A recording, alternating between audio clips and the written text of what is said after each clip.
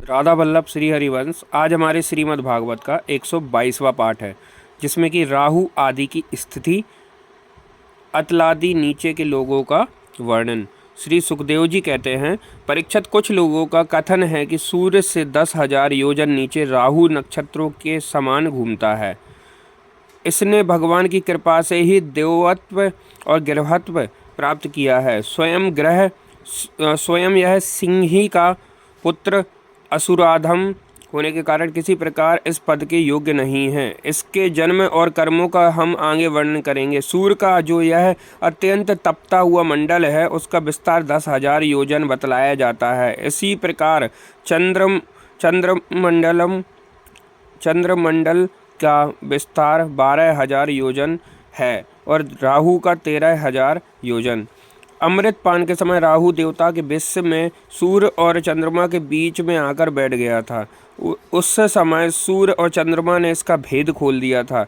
उस बैर को याद करके यह अमावस्या और पूर्णिमा के दिन उन पर आक्रमण करता है। यह देखकर भगवान ने सूर्य और चंद्रमा की रक्षा के लिए उन दोनों के पास अपने प्रिय आयुध सुदर्शन चक्र को आयुध कर दिया है। वह निरंतर घूमता रहता है, इसलिए राहु उसके असह्य तेज से उद्विग्न और चिकित्सित होकर मुहूर्त पात्र उनके सामने टिककर फिर सहसा लौट आता है। उसके उतने देर उनके सामने ठहरने को ही लोग ग्रहण कहते हैं। राहु से 10,000 योजन नीचे सिद्ध, चारण और विदाधर आदि के स्थान हैं। उनके नीचे जहाँ तक वायु की गति है और बादल दिखाई देते हैं, अंतरिक्ष लोक हैं। यह यक्ष, राक्षस, पिशाच, प्रेत, भूतों का विहार स्थल है। उसके नीचे 100 योजन की दूरी पर यह पृथ्वी है। जहाँ तक हंस, गिद्ध, बाज और गरुड़ आदि प्रधान पक्षी उड़ सकते हैं, वहाँ तक इसकी सीमा है।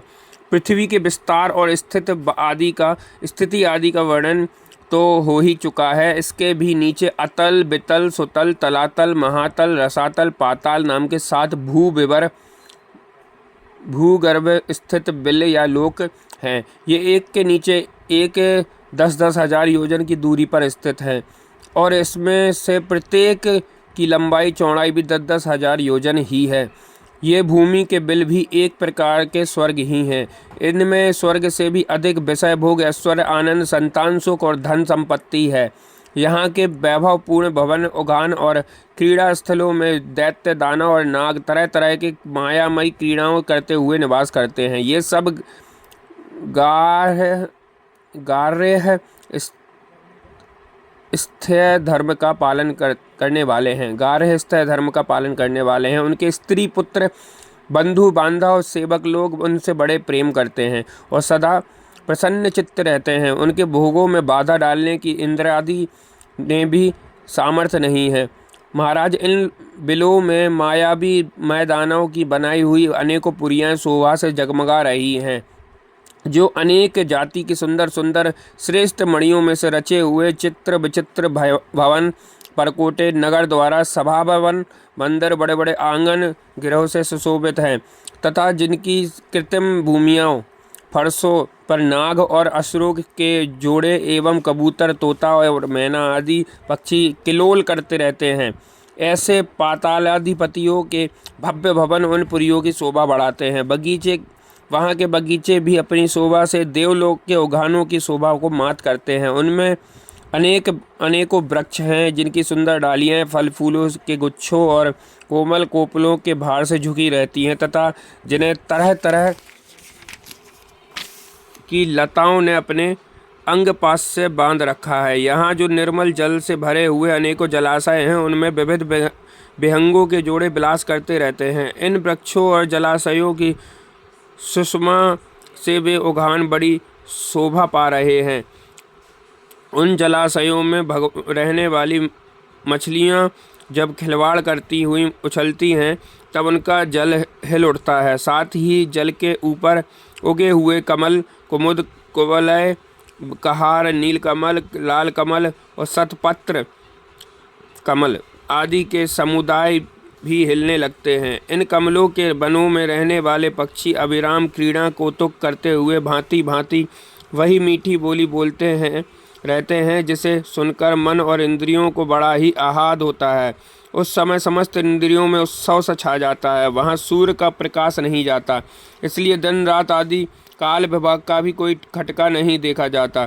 वहाँ के संपूर्ण अंधकार को बड़े बड़े नागों के मस्तकों की मणियों ही दूर करती रहती हैं।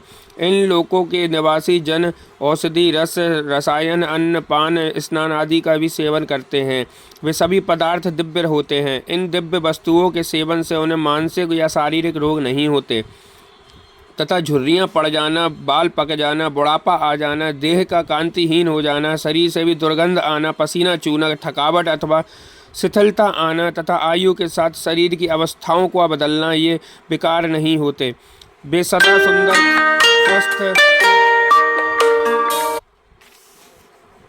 सुंदर स्वस्थ जवान और शक्ति संपन्न रहते हैं। उन पुण्य पुरुषों की भगवान के तेज रूप सुदर्शन चक्र के सिवा और किसी साधन से मृत्यु नहीं हो सकती।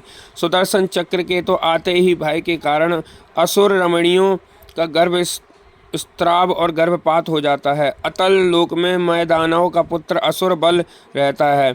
उसने 96 प्रकार की माया रची है। उनमें से कोई कोई आज भी मायावी पुरुषों में पाई जाती है।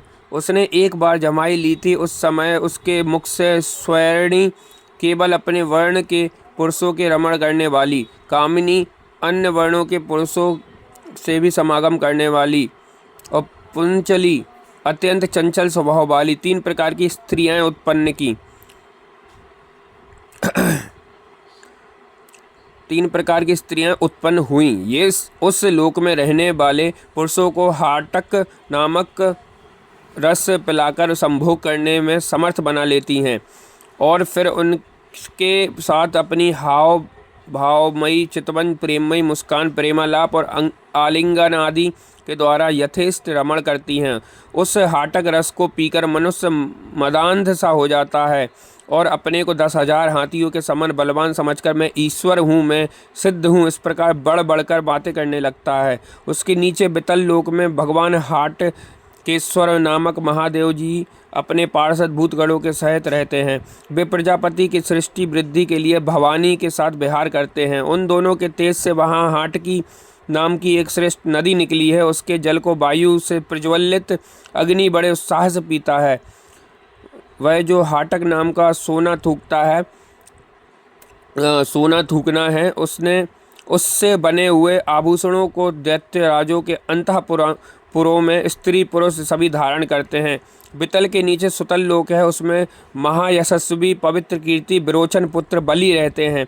भगवान ने इंद्र का प्रिय करने के लिए अदिति के गर्भ से बटु वामन रूप में अवतारण होकर उनके तीनों लोक छीन लिए थे। फिर भगवान की कृपा से ही उनका इस लोक में प्रवेश हुआ। यहाँ उन्हें जैसे उत्कृष्ट संपत्ति मिली हुई है, वैसी इंद्र आदि के पास भी नहीं है। अंततः वे उन्हीं पूज्य तम प्रभु की अपने धर्माचरण द्वारा आराधना करते हैं हुए यहाँ आज भी निर्भयता पूर्वक रहते हैं। राजन, संपूर्ण जीवों के नियंता एवं आत्मस्वरूप परमात्मा भगवान वासुदेव जैसे पूज्यतम पवित्रतम पात्र के आने पर उन्हें परम श्रद्धा और आदर के साथ स्थित चित्त से दिए हुए भूमि दान का यही कोई मुख्य फल नहीं है कि बलि को सुतल लोक का ऐश्वर्य प्राप्त हो गया। यह ऐश्वर्य तो अनित्य है, किंतु वह भूमि दान तो साक्षात मोक्ष का ही द्वार है। भगवान का तो छींकना, गिरने और फिसलने के समय विवश होकर एक बार नाम लेने से भी मनुष्य सहसा कर्म बंधन को काट देता है, जबकि मुमुक्षु लोग इस कर्म बंधन को योग साधना आदि अन्य अनेकों उपायों का आश्रय लेने पर बड़े कष्ट से कहीं काट पाते हैं।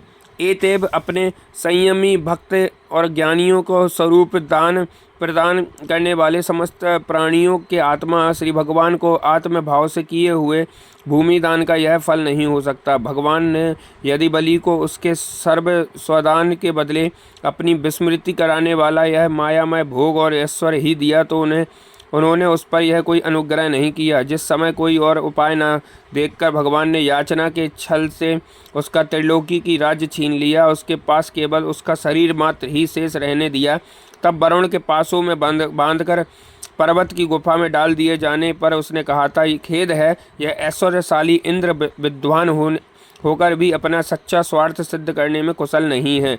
इसने संपत्ति लेने के लिए अनन्य भाव से बृहस्पति जी को अपना मंत्री बनाया, फिर भी उनकी अवहेलना करके इसने श्री विष्णु भगवान से उनका दास्य न मांगकर उनके द्वारा मुझसे अपने लिए ये भोग ही मांगे। ये 3 लोग तो केवल एक मनवंतर तक ही रहते हैं, जो अनंत काल का एक अवयव मात्र है। भगवान के कैंकर के आगे भला इन तुच्छ भोगों का क्या मूल्य है। हमारे पितामह प्रहलाद जी ने भगवान के हाथों अपने पिता हिरण्यकशिपु के मार जाने पर प्रभु की सेवा का ही वर मांगा था।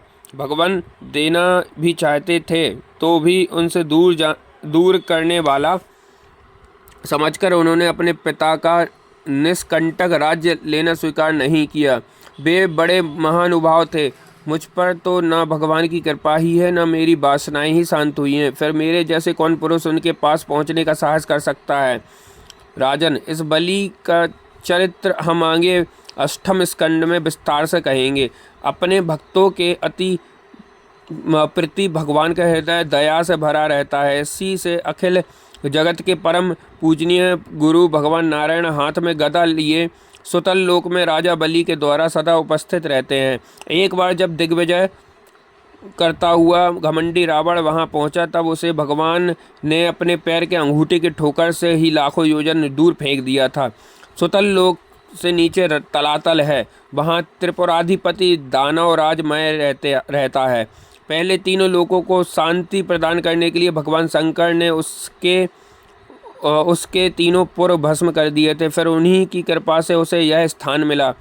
वह मायावियों का परम गुरु है और महादेव जी के द्वारा सुरक्षित है, इसलिए उसे सुदर्शन चक्र से भी कोई भय नहीं है। वहाँ के निवासी उसका बहुत आदर करते हैं। उसके नीचे महातल में कद्रू से उत्पन्न हुए अनेक सिरों वाले सर्पों का क्रोधवश नामक एक समुदाय रहता है। उनमें कुहक, तक्षक, कालिय, सुषेण आदि प्रधान हैं।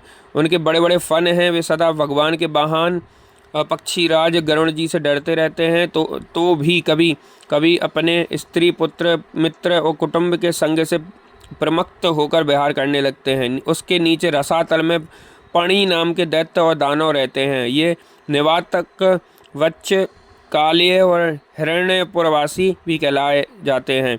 इनके देवताओं से विरोध है। ये जन्म से ही बड़े बलवान और महान साहसी होते हैं,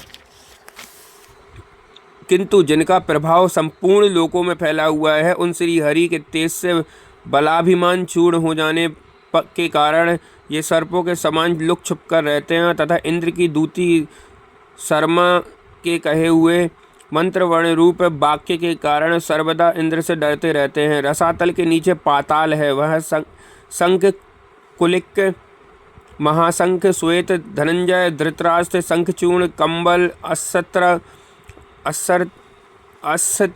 देवदत्त आदि बड़े क्रोधी बड़े बड़े फनों वाले नाग रहते हैं। इसमें वासुकी प्रधान हैं। उनमें से किसी के 5, किसी के 7, किसी के 10, किसी के 100, किसी के 1000 सिर हैं। उनके फनों की दमकती हुई मणियाँ अपने प्रकाश से पाताल लोक का सारा अंधकार नष्ट कर देती हैं। श्री कृष्णाम चरण अस्तु।